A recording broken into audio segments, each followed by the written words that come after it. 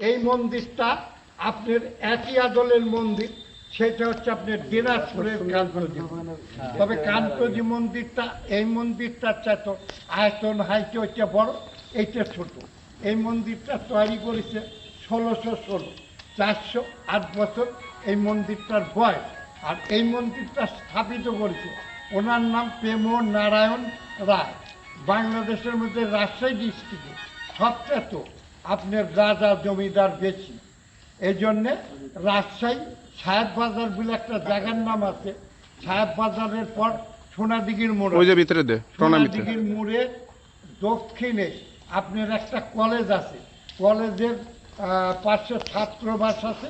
ওই ছাত্রবাসটা পুঠিয়ার মহারানী হেমন্ত কুমারী তৈরি করে দেন, এবং পানি খাওয়ার ঢোপকল এখনও সুব্যবস্থা আছে, ওইটা পুঠিয়ার মহারানী হেমন্ত কুমারী তৈরি করে দেন।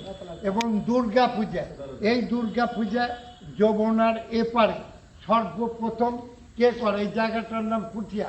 পুঠিয়া থেকে 18 কিলোমিটার উত্তরে তাহেরপুর বলে একটা জায়গা আছে, উনি কিন্তু রাজা ছিলেন, ওনার নাম কংস নারায়ণ রাজা।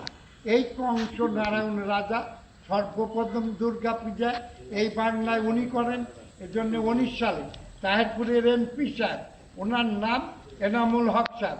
এনামুল হক সাহেব ইন্ডিয়া কলকাতা থেকে ব্রঞ্চের উপরে দুর্গা কিনে নিয়েছে রাজা কংস নারায়ণের নামে, ঘর দরজা করে স্থাপিত করে।